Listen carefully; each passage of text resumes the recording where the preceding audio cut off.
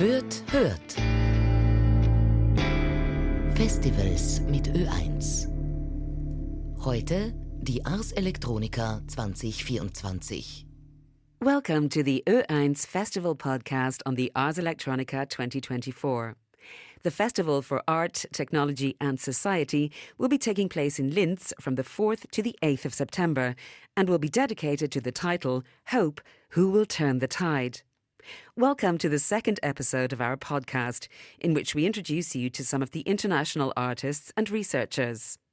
In Linz, my colleague Hannah Balber met Masharu, a Russian-born artist who's currently based in the Netherlands. They hold a PhD in mathematics and a degree in photography. And one of Masharu's great passions, which has also gained them artistic fame, is eating earth and earth-like substances such as clay and chalk. They're currently a guest at Ars Electronica as part of a residency organised by the European Media Art Platform. Their project, which will also be on show at the festival, is called Compost as Superfood.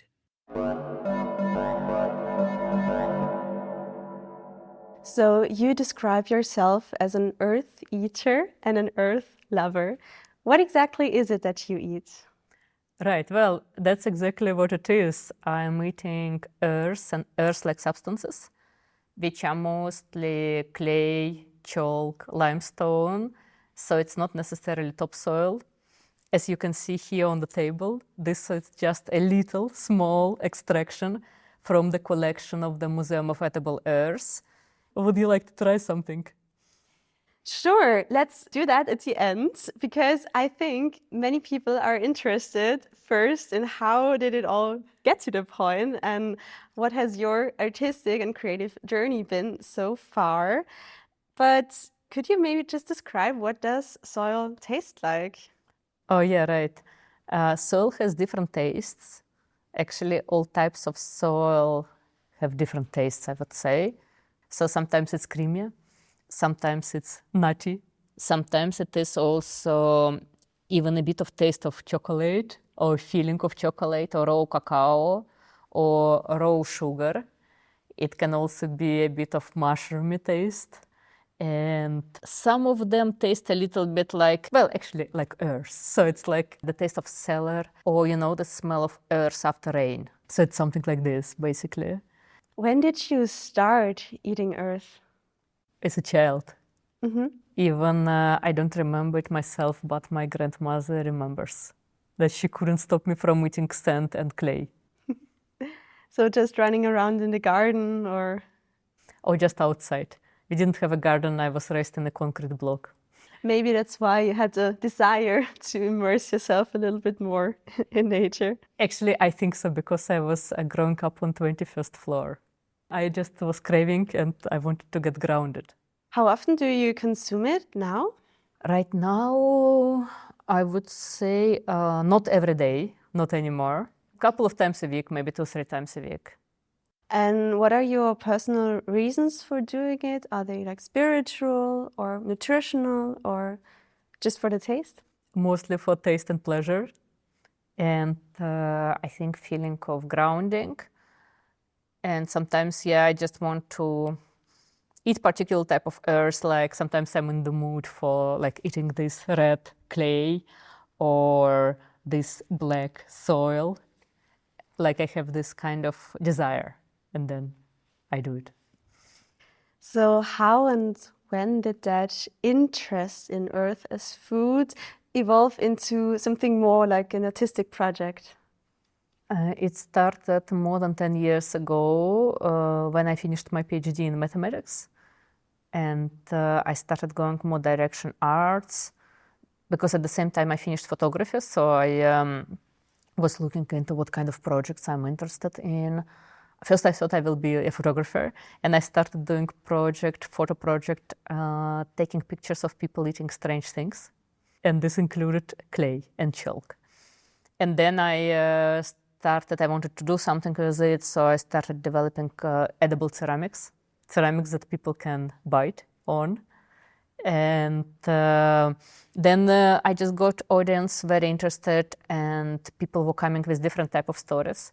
Actually, honestly, when I had my first exhibitions, I was like, I don't know if anybody's going to eat this stuff.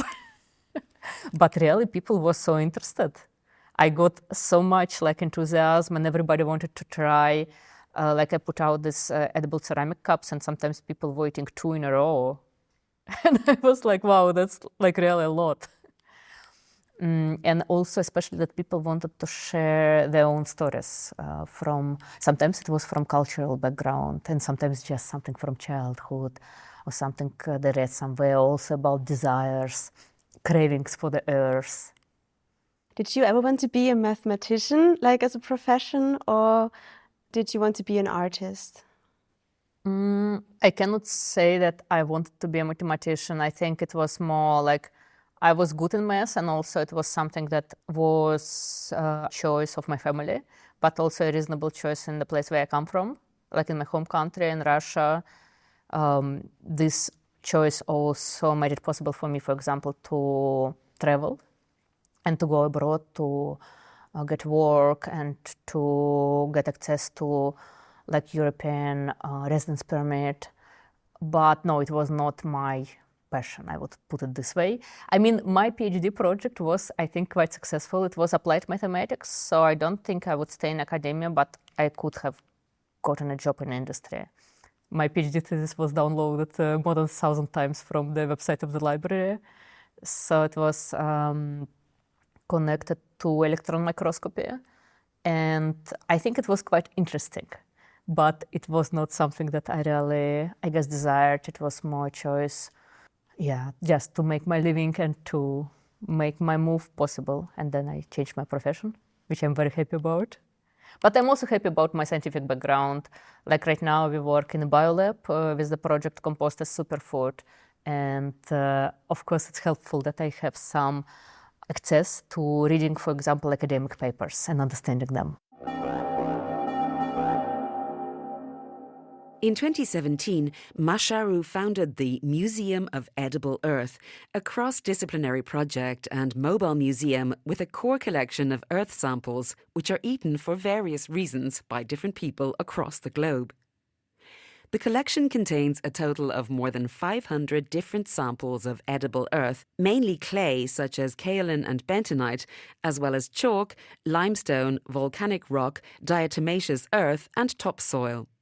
This travelling collection has been seen in various exhibitions around the world and can also be explored in the online catalogue at museumofedible.earth. The materials come from different continents. Masharu acquires them while travelling and also on online sale platforms such as eBay and Etsy. Some samples are also on display at the Ars Electronica Centre as part of the exhibition There Is No Planet B. The Museum of Edible Earth invites the public to physically question our relationship to the environment and the earth and to review our knowledge about food and cultural traditions. Consumption of soil is not recommended by food authorities and is at your own risk.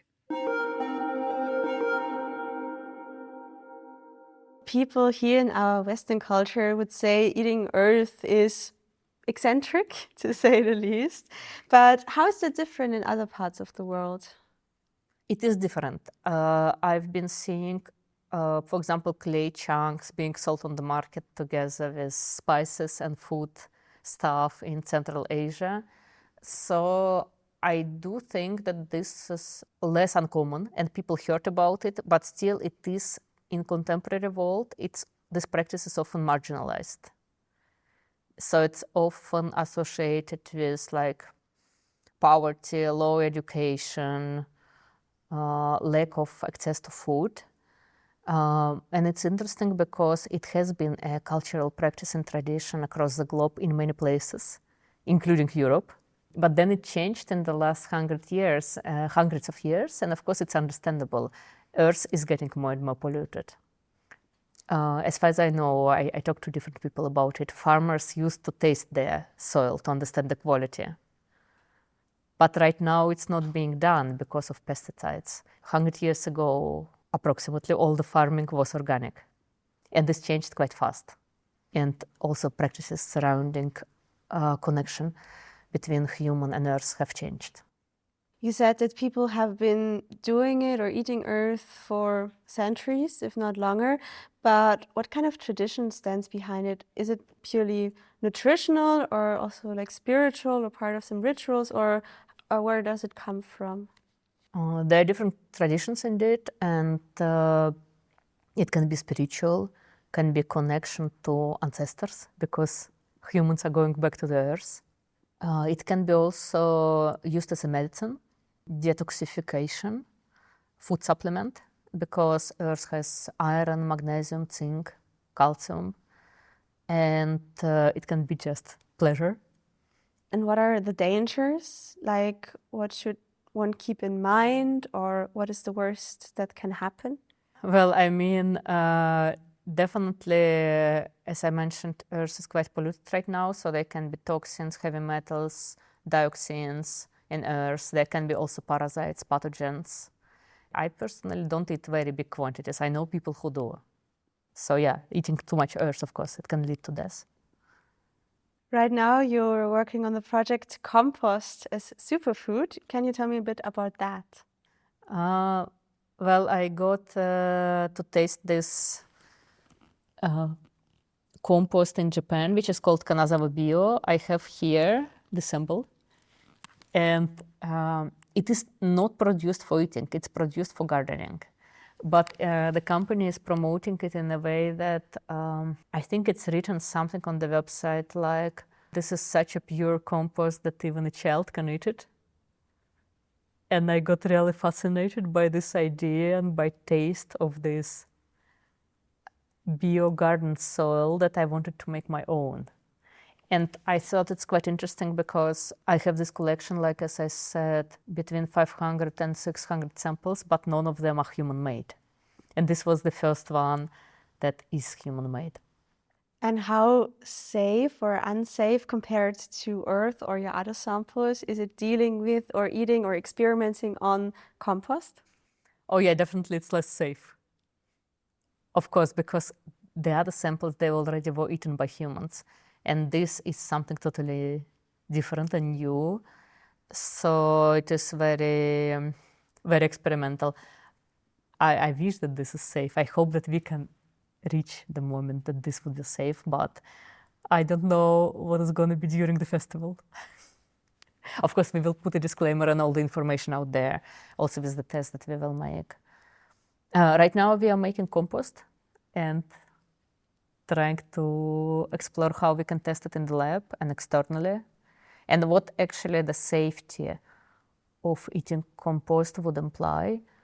And this is very interesting because it touches the subject of food safety and how actually safety of what we consume as humans living in this society is determined and who is deciding about it. So what is your goal with that project? My personal goal or my fascination was to make earth-like substance that is tasty and healthy. But of course, it touches upon many questions, like relationship between human and earth and health, soil health, but also human health, and how they are connected and intertwined, and what are we eating, and who decides what we eat and what we don't eat, and what are the regulations around it. And looking at the bigger picture, how do you kind of envision your work with Compost as Superfood or sort of Museum of Edible Earth, kind of making a difference, maybe addressing global challenges like climate change or resource sustainability? Yeah, that's an important question. I think in general, it's important to maintain relationship and connection with the earth and be in dialogue with the earth. And right now in Western industrial society, earth has also this so-called dirty connotations, like earth is associated with dirt. And this also impacts a lot how earth is being treated. And for me, the act of eating earth is creating a new connection with earth. And also a different level of awareness about pollution and soil health. And for me, I feel like being through these processes, I feel like being in a relationship with the earth and in dialogue. And maybe even sometimes I feel like serving the earth. But at the same time, of course, this project of Compost, it still can be questioned how sustainable it is to just take, 20 kilos of fresh vegetables and compost them. Is it really sustainable practice? No, it's not. It's just an experiment for now. The main theme or the topic of this year's festival is hope. Hope, who will turn the tide. I was wondering, what brings you hope these days? Yeah, what brings me hope? Yeah, honestly, I am, sometimes I feel hopeless looking at the world around also. And I do struggle sometimes with a lot of like depressive thoughts.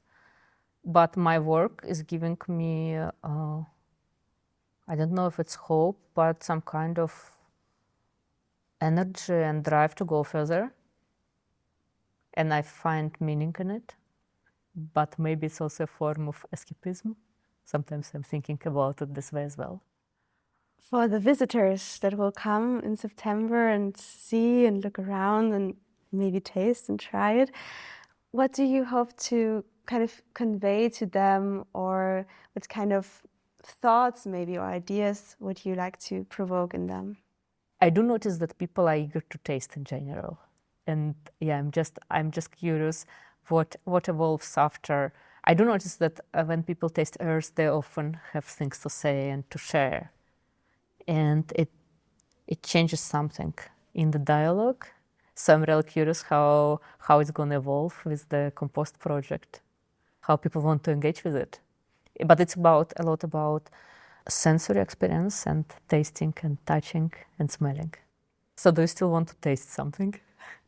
Yeah, let's try. Okay, what have you brought me? Well, there are 30 samples and you can pick the one that is talking to you. Okay. Right now, there are different, like those little glass bottles. And it says like here, Russia and Pakistan and Japan and Congo, Belarus, Ghana, Ecuador, Mexico, United States, chalk from Ukraine.